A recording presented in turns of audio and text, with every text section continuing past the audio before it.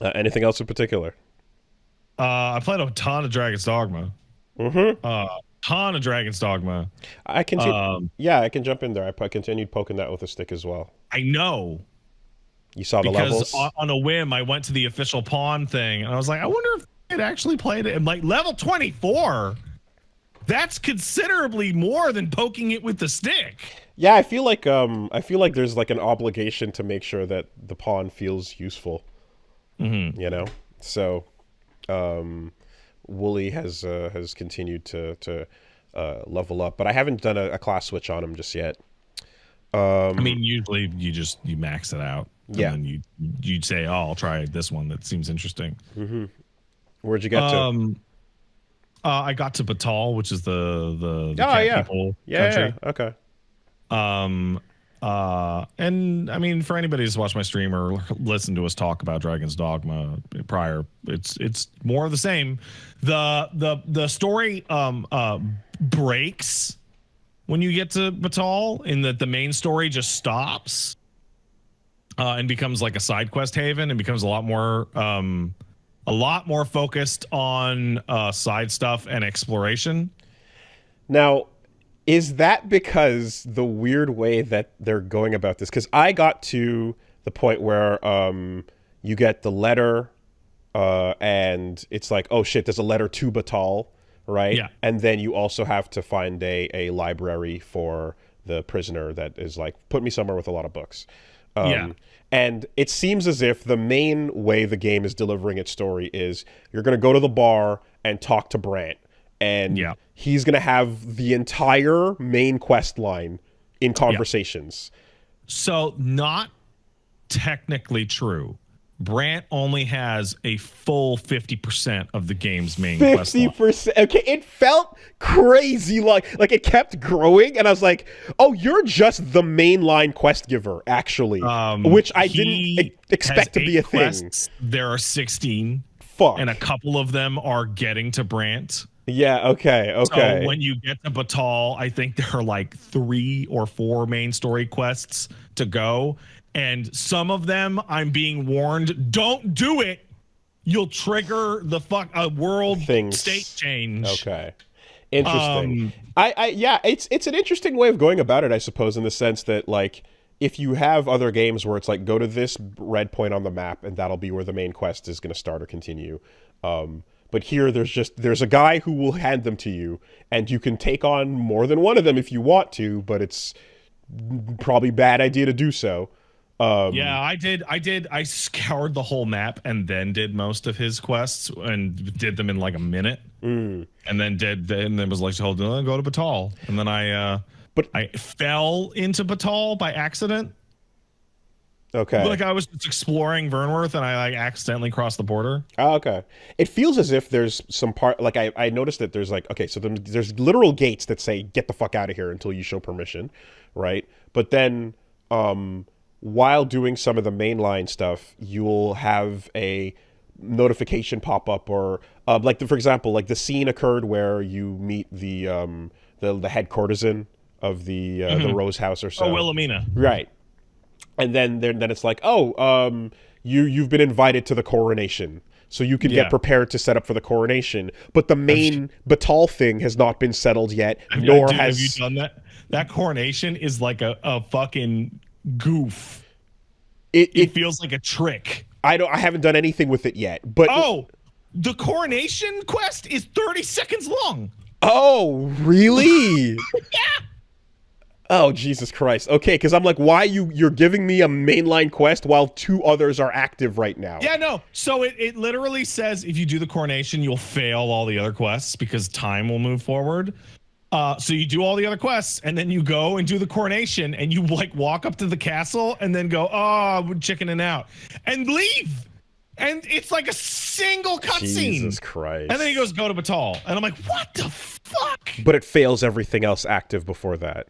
Yeah, because it marks like the end of the first act. Weird.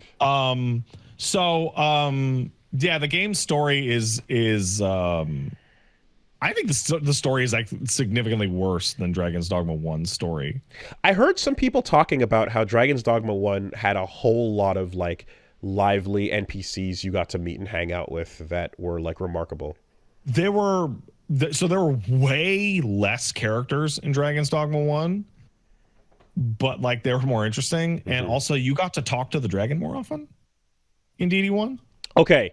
It doesn't count when you're just rolling down the road and then a fucking dragon rolls up and so goes, "Yo, show me what you got, bitch." No, that's the same. That's the same. Okay, because that happened like They 3 always times do now. that. And Yeah. it's like, fuck, I'm not ready. Get away from me. It's like, no, let's go. We going. We in the streets, player. Get your mail. So like, I love the game so much and I can't stop playing it. Yeah, it's also a mess. Like, it's so fucking weird and it has such high highs and there's parts that are like, fuck, I would call them weird lows. Okay. But what's not a weird low is that I found the Sphinx. And the Sphinx challenges you to her riddles. And that sequence is incredible. It is amazing. And it works like in and outside of your perception of how the game works. Is that a character? Is that someone in DD1 as well? No, it's something they talked about in the previews where there is a monster out there called the Sphinx. Okay. And she will challenge you with her riddles. And there's a lot of riddles. Okay. And they're not difficult, but they require you to change the way you think about a lot of the stuff in the game. Like, solving the riddles in many cases is as simple as maybe picking the right item out of a list or something like that. Right. But you have to put yourself in the headspace of this mythical monster, and it's so cool, and the animation associated with it is so awesome, and the voice acting on the Sphinx is great. And then I finished all of the riddles, and then they flew away and said, "Hey, guess what, idiot? You want more riddles? Go find me again." I do want more riddles. Okay. They're great. Okay, so this is not like a... Okay, sorry. For some reason, I was thinking of this as like a boss fight where you had to answer certain things or something. But this is just I mean, I'm sure there is a like, if I felt like it, I could probably attack the Sphinx, and that would be a boss fight. But yeah, no, incredible, absolutely amazing. Probably the best encounter in the entire game. How are you handling upgrading the shit you wear? Because I'm not. Okay, because the feeling of putting money into something, that's fine.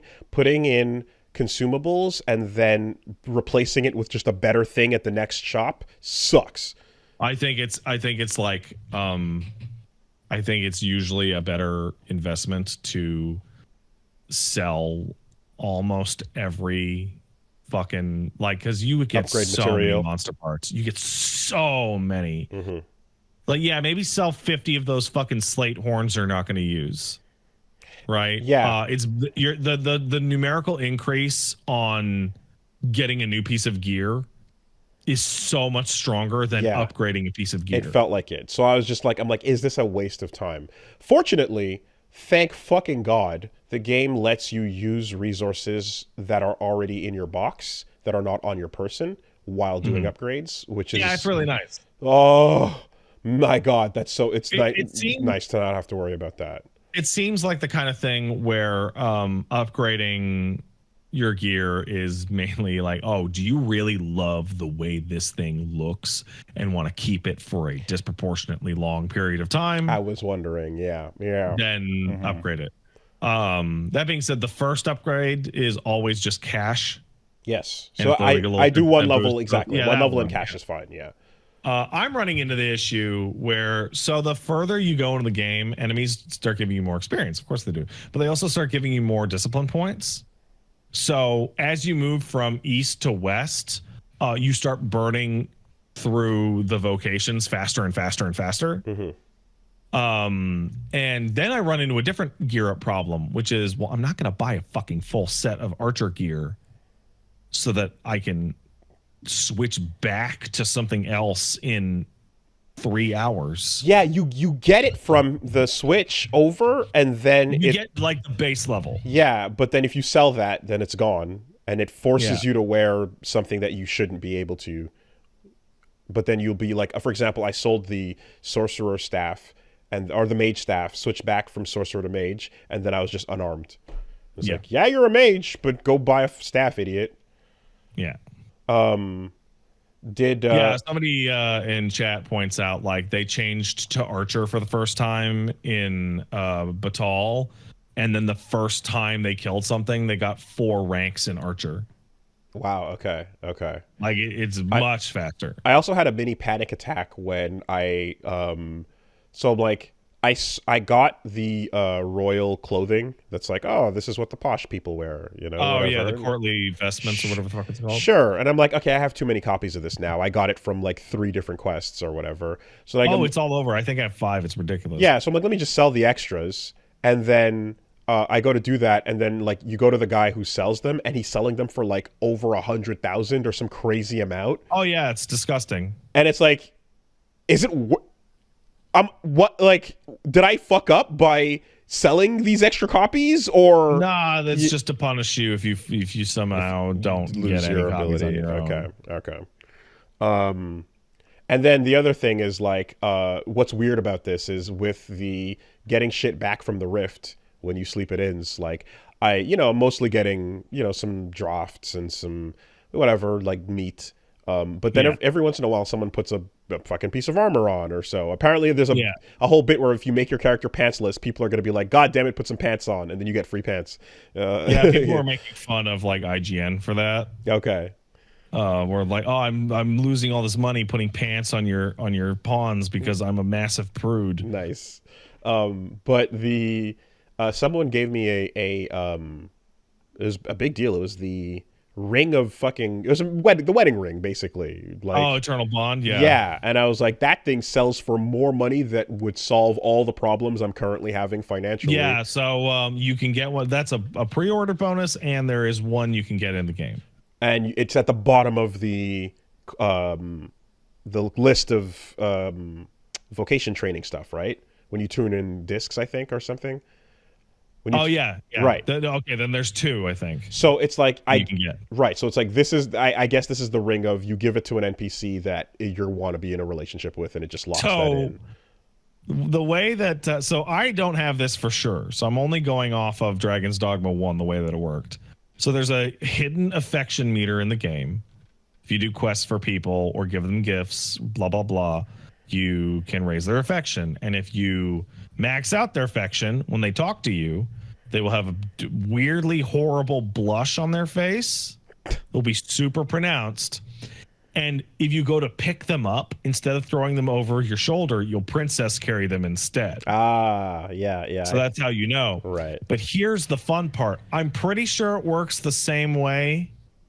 I'm pretty sure it works the same way as it does in DD1. But at some point, the game will be like, "This is your beloved. This is your boyfriend or girlfriend, right?" Mm-hmm. And the way that it determined that was, okay, these characters are maxed out because it's easy to max out affection. All right, out of these maxed out characters, which is the last one you talk to before starting the end game? And it will go this one. So this is how you get into situations where, wait, what? They're my fucking beloved? What? There's no actual choice you make or answer a thing. If you have the ring of eternal bond and you put that on them, that will max out their affection instantly and then lock them in. So this is where the question arises where I'm like, okay, that's cool to know that that's what that does. I currently need cash and I'm certainly, you can go grind it out for sure. But I haven't met selling monster parts is like the fastest way to get money. Yeah, I guess. I'm like, I haven't met any character at all besides the first girl, maybe? That's like, oh no, it can be anyone, bro. Pawns included, literally anything. Oh no, not pawns. Pawns don't count. They have no free will. Yeah, because you're surrounded by these NPCs that are rolling with you, but they're not really people. Bro, you know that? Okay, you know that archer that's in the middle of Vernworth? Um, The guy who's asking for a human bow. I don't think I have. Oh, he's yeah. right next to the smithy. He's the only elf in town. Okay. Anyway, so like I did his quest, and now when I talk to him, he's like, "Hey," and so's his dad. So like if I like go to the elf town and fucking talk to them before the elf game, before the end game, like there's a possibility that like elf boy or elf dad will show up as my fucking beloved. Okay. Susie got her pawn as her beloved. Oh, okay. Really? Ooh, how the fuck do you do that? Okay. Because that's cool. Yeah. Well, because essentially I'm just looking at this thing and I'm like, right now I don't know what the value of any of this fucking don't worry about it. Riz Don't worry meter about is. it. But don't worry about it. I really want to sell it though. So Dragon's Dogma 1 on launch had one of the best stupid design oversights ever, which was that affinity would go up with characters if you spoke to them. Just spoke to them. Huh. Which meant the tiny old man who has no hair and is like a gross old guy who says masterworks all, you can't go wrong, because he's the weapons dealer for every weapon in the game, ended up being like most people's beloved if they beat the game fast enough. Dumb. Because you talk to him all the time, man. So that means you love him. That means you love him. So many games have figured this out. That's crazy. Yeah. Okay. So now you have a ring to just confirm and lock it in. Yeah. Okay. Now, I guess the other question is, does it even mean anything besides picking them up in the blush? Nah, not really. It might later. It might in the ending. But okay. Nah, who cares? Because I also haven't heard anyone refer to if in any game where relationships matter, people talk about that stuff a lot. And, there was and there's here like it's not being discussed. There's like a discrete scene with Ulrika, and there's a discrete scene with Wilhelmina, like a romantic thing. But they're like super dog shit and don't matter. Okay. And not exclusive. You know, reminder that I'm coming off of fucking Mass Effect, the trilogy. Yeah, no. You know, so no. Dragon's Dogma is obsessed with one thing and one thing only, and that is wandering around the wilderness and fighting a bunch of monsters. Though I was talking to some friends last night, and the enemy variety in DD1 is very similar to DD2 before the expansion came out.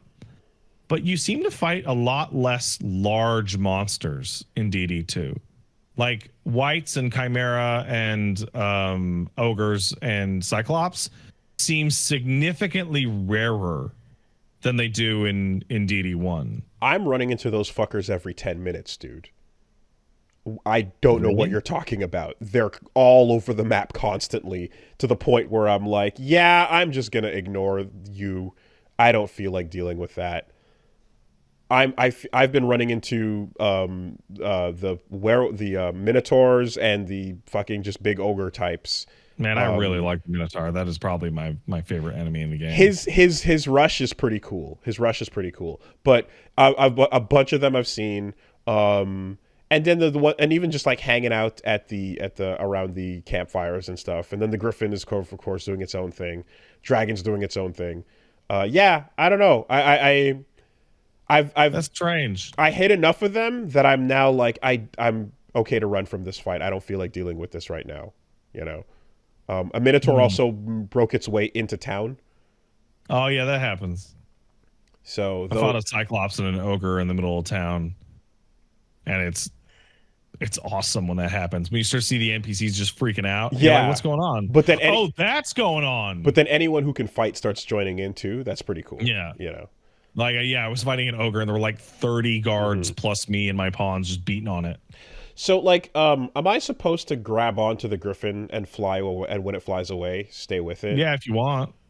Because that fucker, I can't get him to not run away. And so I'm on like round 8 now. Oh, really? So there's basically two things. If you set his shit on fire and whoop his legs hard enough, you can stun lock him. But yeah, you can grab onto him and fly away. I did that. You had enough stamina to maintain the entire ride. Oh yeah. Well, when he's like just flying, you don't even need to grab on. You can just stand on him.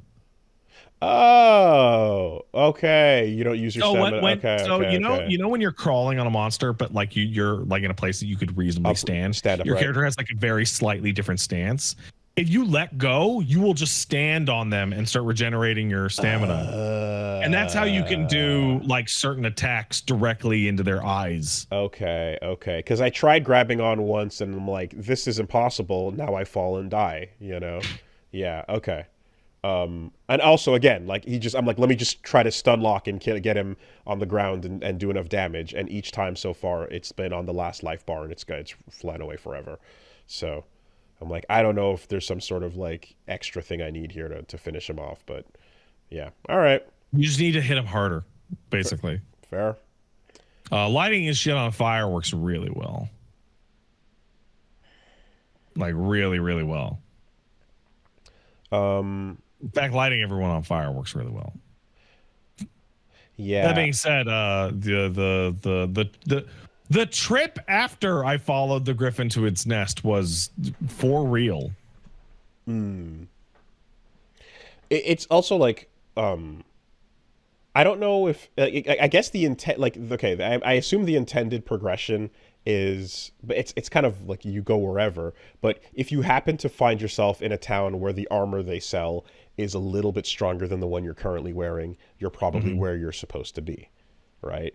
Sure. I Like the it has the basic path for the game is an S. Okay. Like through the map. It's like Yeah. you start at the top and then you go to the right around and then the capital and you just do a C from there. Okay. It's basically a straight line. Because yeah, like Um, I didn't get to, because I went over to like I said, the hidden village, and I ignored Harv for a Yeah. while, and then I jumped on an ox cart and then teleported to Checkpoint the Rest checkpoint Town, town. and I Yeah, bought the checkpoint town's got great shit. and I bought a staff there that was like 3 times better than the current one I had, and I'm like, ah, Yeah, so I What? just got to Batal, and the stuff from Batal is the upgrade from the checkpoint rest town. okay, yeah, well, interesting. And it looks cool. It looks like cool shit. But I also definitely had some points when I did go to Harv and clear out that issue and stuff, where it's like, hey, come check back in a couple of days, and I'm like, bitch, I'm teleporting in and out. Leave me alone. Like, I definitely was like, I'm back. yeah. I'm back in a couple of days. Well, they put a stone there, so you know you can. Yeah. Can. Yeah.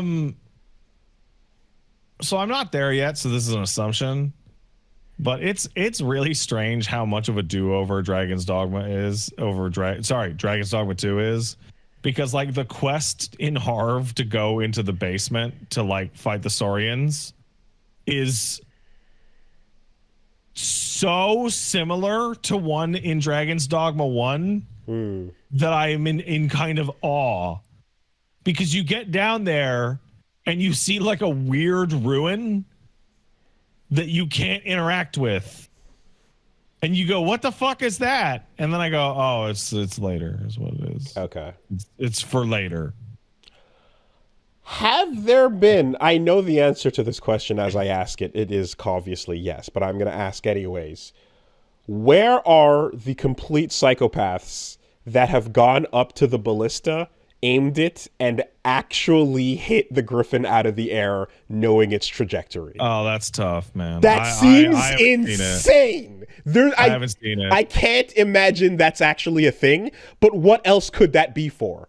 I can tell you.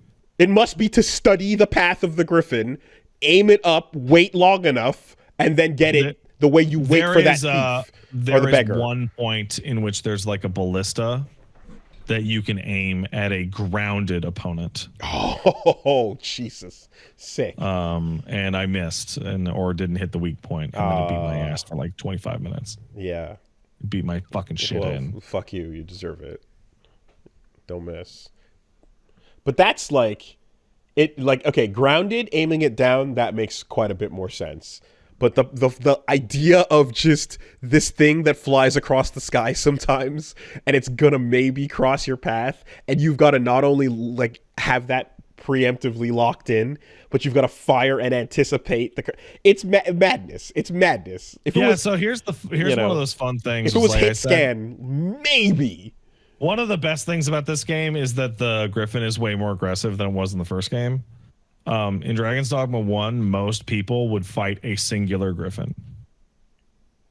Okay. And it was like the core of like a large quest. I mean, it feels like I'm again round 8 with this fucker. It feels like it's an ongoing battle. A couple. They're definitely there's definitely more than one Griffin. Yeah, you know what?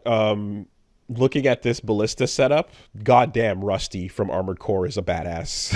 Yeah. How fucking sick is that, man? Oh, it's hard. Okay. I'm sure there's a clip of someone out there that got that. I'm curious. There's so much there's so much I love about Dogma 2, and I think it's great, but I also think it's terrible. Like the jank is overwhelming. It is overwhelming. It's so here's the I can't think of anything that I would describe this way. You know, like 2 steps forward, 1 step back. Mm-hmm. Dragon's Dogma 2 is 1 step forward, 1 step back. Like, wow, the world map is so much larger and more fun to explore, and it's so much more interesting. And the enemy variety is way worse than it was in Dragon's Dogma 1. Okay. And the enemy density is so high. It's so high. Yeah, like I feel as if I have a similar level of curiosity to Breath of the Wild's what the fuck is over there, right? When looking at this map, but upon arriving, it's not this majestic, gracious moment. There's no Elden Ring like, it's very subdued. And then not only is it subdued, but like whatever it is, even if it is impressive or kind of cool, there's like 8 little janky NPCs pathing badly around it, going, we're out of my way. What? But Batal has like getting stuck on an ox cart. Batal has like a fun little addition to the way the game works with the enemy density. So in Batal, enemies have like new variations. So there's like a gore cyclops, or there's like a ogre that has like more fur on it, and they work as like variants. But the main thing in Batal is that the way that the levels are structured, enemies are so close together that the likelihood of multiple different types attacking you simultaneously is really high. So like, yeah, that's happened once or twice. Mm-hmm. In the main Vernworth area, you're like fighting some goblins, and we got a little too close to the wolves. Now we're dealing with goblins and wolves. In Batal, it's like I'm fighting harpies, the lizards, goblins, and wolves. Yeah. Simultaneously. And they are running up on you, and they are all just kicking the shit out of you. No, night fights are currently skeletons, ghosts, and probably wolves, in unison, coming at you a bunch of the maps. So, by the way, you changed Paige from a warrior to a thief, and you fucked up my team composition. Well, Big Paige has been rotating around the cast. She hit rank 6 in fighter, then she maxed out in warrior, then she maxed out in archer, then she maxed out in thief, and she's currently halfway to maxing out mage, and then will be sorcerer, and then she'll be done. The only available ones I have are the 2 low-level fighter ones, and then the current class. So, yeah. I was like rolling with. Just go get a real pawn. Yeah. I did start a non-free pawn. I did start grabbing. I have more than enough money to. I'm getting stupid amounts of RC. Although it's weird to find Riftstones, and then they're like, okay, this is a Riftstone that you can't choose anything. You take what you can get. Yeah. Now so here's one. Right, and then here's one that's like you can choose, but you can choose from like 10 dudes that are here. And okay, so I can explain that. So the ones that it just out a random pawn. That random pawn is always going to be 3 or 4 higher levels than you. Like that's the idea behind that. It's like, oh, here's a high level pawn. The problem is that I have a lot of RC, so my pawns are always way higher level than whatever that thing spits out. So it's totally pointless. The second of which is that it's like, here's pawns, and it will always have some kind of criteria. And there's a lot of those. Right. Here's really tall pawns. Here's pawns with quests. Here's pawns with maxed out tits. I saw Big Titty Riftstone. Is that real? Yeah. Yeah, it's real. Yeah. Yeah, it's totally real. Oh my god. I was like, oh, it's gonna be about their temperament. This pawn is always calm. Yeah. Here's all simple ones. Here's all straightforward ones. Yeah, there's tons and tons and tons Big of them. Titty Riftstone. And the thing is that when you go back to a regular Riftstone, you can actually search for all those subtypes if you found them. Yeah, I did see that. Yeah, okay. So the category ones unlock the filter for you later. Yeah. Okay, that makes more sense. The other thing that I've been deep diving on this shit. So the augments, the things that you get for maxing out a vocation, and they're the passives you can carry over to other vocations. the last list. Yeah. Yeah, they're called augments. I discovered that there seem to be some math errors with the augments. Most of them are statistically worthless. Most of them represent 5% increases. Some are flat increases. Okay. Like the final thief augment, which is increases strength, it increases your strength by 30. Wow. Okay. Which is nothing. Wait, not percent. 30. The number. Okay. Wow. Okay. So it's nonsense. The only 2 augments in the whole game that are just like amazing and they do what you think they do is the first fighter augment and the first mage augment, which is defense and magic defense, are 30% buffs to defense and magic defense specifically. All the other ones are like various little flavor of 5 or 10% you would never notice. But those first 2 for fighter and mage are incredible. Okay, but the thing is that like I'm currently not multi-classing, and a bunch of the shit to unlock is like I maxed out those skills I think are useful that I need to have, because I'm also like okay, if Woolie, what's your Arisen's class again? So mage, and okay. I switched over to sorcerer, didn't like it, switched back to mage. The ability to heal is too important, especially considering it's really good. The squishiness. And then I put on the ice power geyser. The lightning is great. The 11's incredible. And then take a hit of armor. And heal me and or heal anybody. Yeah. Okay. Yeah, those are good. Yeah, those are right. And so like I'm like, oh, stock a spell. That sounds good. Fuck that. It wastes time. The stocked spell doesn't come out faster than just casting it anyway. Well, that's one of those really fun ones in which stalking the spell will ruin a pawn's AI if you put it on them, because they just start doing non-spells. They just start stalking them all the time. Stupid. So stupid. Like it sounded amazing because I'm assuming it's like you don't have to do the cast animation when you release it. And of course, no, that's not what it's going to be. It's going to be you still have to do the cast animation. So the entire point of stalking it is defeated because I'm just doing the same length as casting it anyway. There's also some goofiness with like the master skill for archer is called Great Arrow, and it's just like you blow your entire stamina bar on one big arrow. Okay. Right? Like dire arrow on crack, right? You can't give it to pawns because pawns are like, you see that wolf over there? I'm going to spend 10 seconds charging up a shot. Okay. Yeah. Okay. Meanwhile, see that ogre? Mm-hmm. Regular arrows. Right. And so, it causes the pawn to like turn off. So that's where, and so this is where when I'm buying abilities for just fighter Woolie, I'm like, okay, you're probably going to need, for just utility purposes, I'm like, you're probably going to want a pawn that can do an aerial attack to get like a harpy that's flying, because there's aerial shit, and if they can't reach it, that sucks. All right, here's a counter, block, and stab.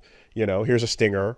And then I was like, oh, I'm going to launch you up, because I'm sure advanced classes are going to enjoy and need that utility, and it'll be fun for getting up to heights or whatever.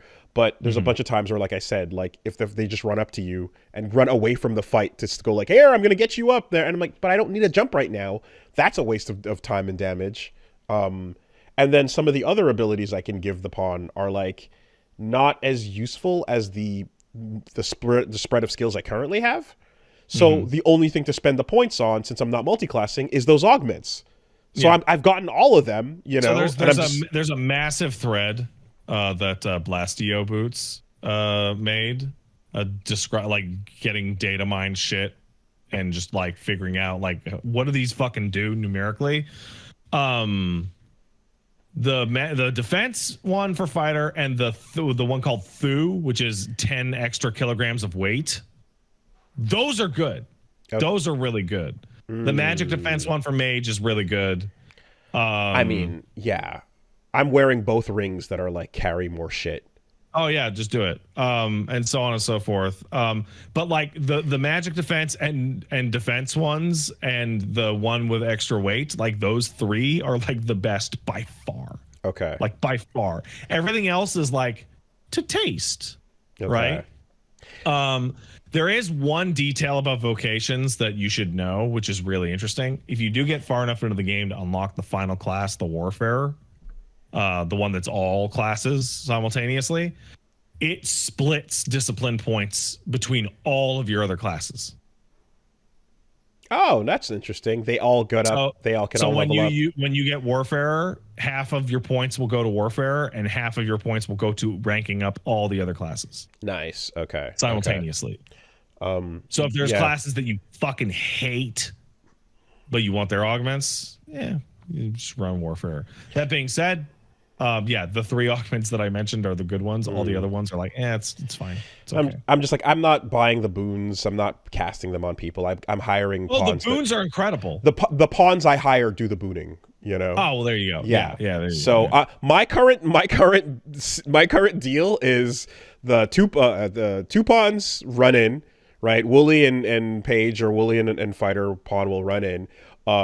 Extra pawn will do boons and some extra support shit. And I hang back with a bag of potatoes and just cast lightning or ice and just that'll do it. And just eat potatoes. Yeah, that'll do it. That's it.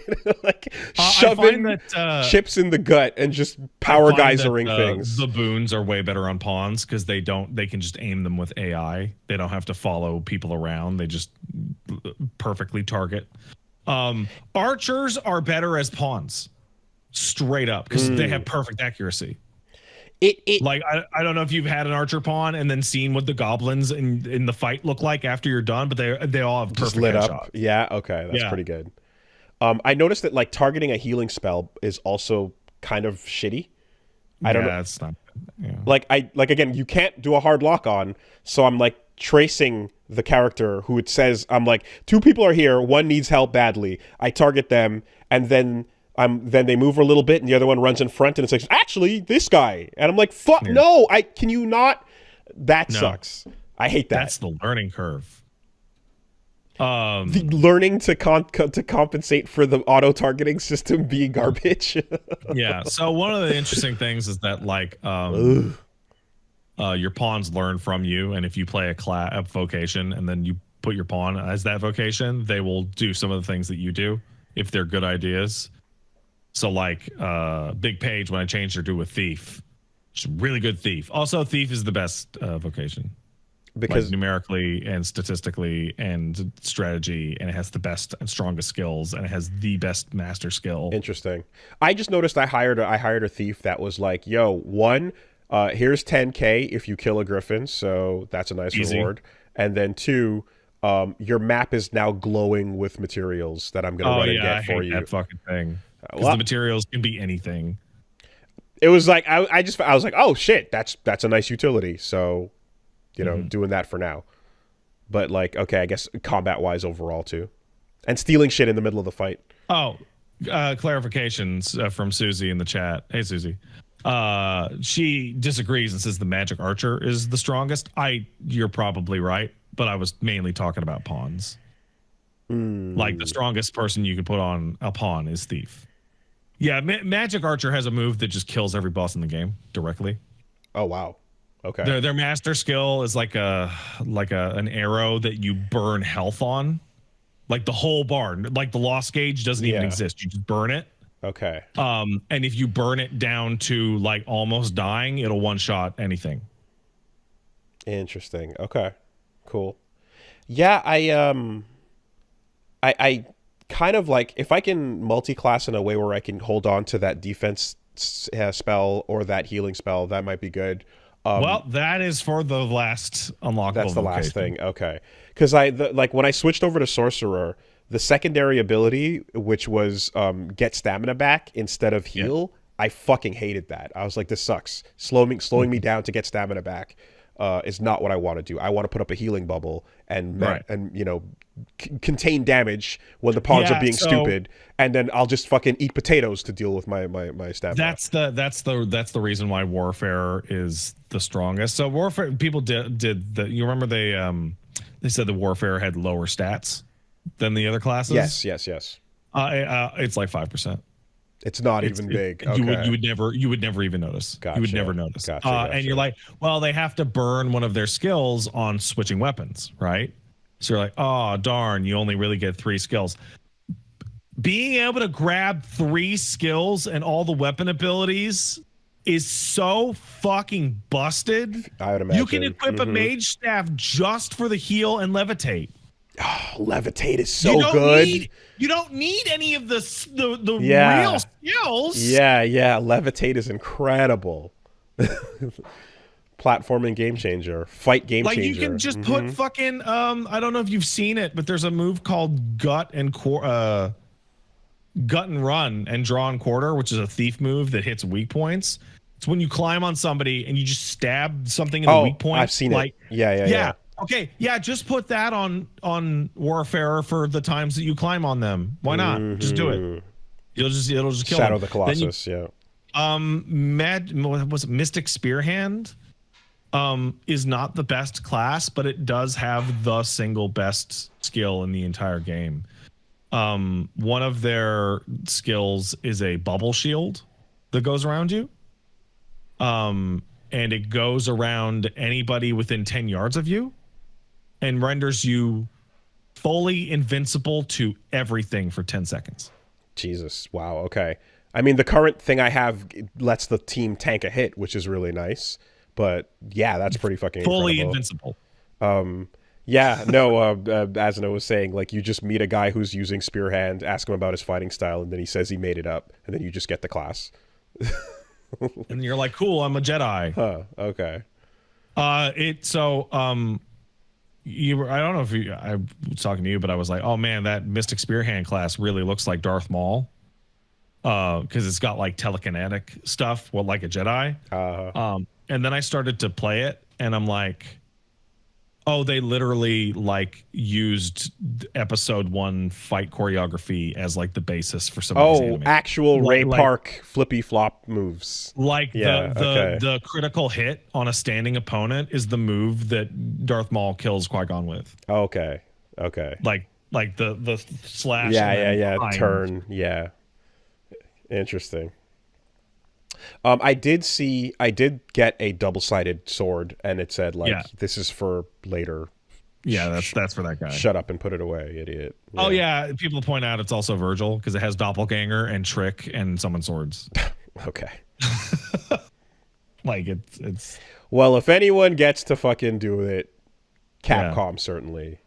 Oh, there are 2 NPCs in the game called Dante and Virgil, and they're the ugliest NPCs in the game. They're hideous. Yeah, dude, the pawn called M. Bison is awful. Yeah, like I don't know what do they mean by this? What did they mean by this? like literally, why even do that? It takes me a full 30 seconds to load that pawn up and walk him to him in the rift and go, ew, no. You know, expecting some cool guy with a hat, maybe like a fun sort of Bison-like reference. Not at all. Nah, man, just some ugly piece of shit. What a dumb... don't do that. Yeah. There's also have you gotten sick yet? No. There are elements in the game that make getting sick a little unavoidable, which I think is really great. Okay. But it's still easy to deal with. I mean, I'm assuming eating rotten food is a bad idea, and I'm just not doing I mean that. the pawn sickness. Oh yeah, that hasn't happened yet either. Yeah. So what's really fun is that, do you know what you want to hear? What the best way to protect yourself from pawneria is? Hire high level pawns and keep them for a while. The less pawns you hire, the less chance you have. The less chance you are to get sick. Oh, so it comes in with a new pawn? So there's two ways you can I assumed it was my pawn coming back with it. There's three ways you can get it. You know the drakes? I'm sure you fought one. I sure did. Okay. They can pick up your pawn and infect them. Ow! Like their grab attack makes your pawn sick. I'm glad I ran. The second way is that your pawn can come back with it by catching it from somebody else's pawn. Yes, the rift. That's what I thought. Yeah. And then the third one is that you know what? I'm not gonna say it. Okay. All right. Yeah. Okay. There's a third one. Yeah. To be fair, like the second one I assumed would be the case, like a random unlucky thing. The first one that I was fully gonna get fucking rocked by at some point. But yeah. All right. Because we are using pawns that are highly popular. The likelihood of Big Page or Woolie coming back sick is extremely high. I'm certain. I'm also not sure. So far, all they've said is, "Damn, hope we don't get that. We'll have to keep an eye out." Crazy. But I had one. Okay. I had one that was sick. Because I'm just going like, "Yo, toss them in the fucking river. We just brine these fuckers, or what?" Like, what? Okay. Mm-hmm. The instant any of them start to act up or be weird, the whole party dead. Kill them. Redo. You can't be too careful. Start from scratch. Yeah, and here's the fun part. When your pawn dies to the point where they have to go back to the rift and you have to bring them back out of the rift, they recognize and they're like, "Oh man, I died." And they have a scar somewhere on their body every time that happens. Interesting. I've just gotten, "Oh man, I'm such a fucking loser. God damn it. Sorry I died." Oh, fuck. Also, I saw an article that was like, "Hey," Itsuno's like, "Yeah, we're working really hard on making pawns not say the same things over and over again." That was really annoying in Dark Dragon's Dogma 1. Woolie. Yeah? Was it? Oh man. You Jesus Christ, guys. I would say that pawns repeat themselves about 5 times less than they used to. Fuck. Except when they see a fucking ladder. I suppose it leads somewhere. And I've already been up the ladder, by the way. I've already been there. I know. So in Dragon's Dogma 1, encountering enemies or hitting certain parts of the level would cause them to say something every time.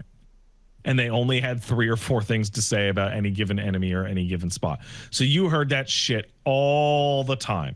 In Dragon's Dogma 2, they seem to actually like to talk about like their pawn history or like the Arisen history or like the makeup of your party. Yeah. Because it's pulling from not like the spot you're standing. It's pulling from something else, right? Except for ladders. Because when you get within a certain fucking radius of a ladder, they go, "Oh, a ladder. Whoa." I once had an Arisen that only hired me for half a day. That's crazy. That's wrong. We'll never get anything done at this rate. It all duty. It is all duty to follow. Dragon's Dogma experience right now. What do you mean to gain from this, Arisen? I'm trying to save you from not falling off the cliff, Paige. Oh, hey, listen. Jesus Christ. I did an escort mission and the guy just fell right off the cliff, and I was like, well, I guess that yeah. I'm glad I did that guy's quest first. I mean, spoiler alert, she fell anyways, and then I was like, Yeah, oh well, God. And then I ran and then I ran to the bottom of the cliff to administer CPR. Yeah. And then when I ran to the bottom of the cliff, she teleported to the top of the cliff. Yeah, this is my day to day. And I'm like, but your body was at the bottom of the cliff, and I just took a while to push to get around. Bullshit. That game's so awesome. I love it so much. I love it so much. You said it's not poking with a stick to get to level 25, but I disagree. It's not. I am still aggressively poking with that stick. Yeah, no, but what I mean is like you poked it good. I might be currently performing surgery with 2 sticks. Yeah, no, there's even from like a perspective of you don't love this game like I do, but there's like it's like why is it weird? Like if I do this, what is that? What? Why? How aggressive is the palace going to care about me wearing armor versus me wearing... I don't know. Why is the game? The first game was exactly the same way. There's like 3 or 4 stealth missions, despite the game having no stealth system of any kind. I didn't chance it, but I was really curious. I'm like, if I take my helmet off, is that going to matter? I ran up to the fucking the countess, and she was like, "Hey." Yeah. Same. And I'm like, didn't you fucking kidnap me and put me in like a fucking slave encampment? You're not even okay. But then, sure. But then the kid knows it's you. Yeah. Anyway, going in both games, going into the castle is like the shittiest part of the game by far. Hey, you know what? You want to hear something really strange? I'm talking to people who've already beaten it. The game has no level scaling of any kind in New Game Plus. So you go into New Game Plus and there's like new mechanics for upgrading your character, but like you're one-shotting literally every single enemy. The enemies don't get stronger? No. What? Why? I don't know. That's so weird. Someone says you can romance Diza. Yeah, you can. That's fucking batch. What is this game? Anyone you can talk to in the whole game, you can romance. Including the fucking villain. Yeah, okay. Oh, bro, when in Dragon's Dogma 1, because of the way there's an end game quest worked, you could accidentally end up like with your beloved being like an 8-year-old girl. Oh, sick. And the cutscenes would be like, "I love you, 8-year-old girl. Let's go to bed." And it was like, oh fuck. The jank, it's so like it's a jank that screams not enough QA is what it is. But they've done this for so long. I know. And it's like it's the same game again. It's so weird. It doesn't. I don't because this is like where teams drop polish on top of big open things where it's too much. It's so weird. Dude, this is the same team that fucking did Devil May Cry 5. God. And man. it's like for every square foot outside of the corridor, it gets janker. When you fall asleep on a cart and then wake up as you're pulling into town, it gives you a solid minute to get off that cart and wander around, because if you wait long enough, depending on where the cart parks itself, it might just block all the NPCs from leaving or going past it. It might do that because it's parking diagonally across the one access way. God. Yeah. All right. So and I'm going to say this with a degree of certainty, there is a extremely high likelihood that there is an expansion for this coming within the year. Okay. So that was a fucking Dragon's Dogma cast. That was very big, long segment.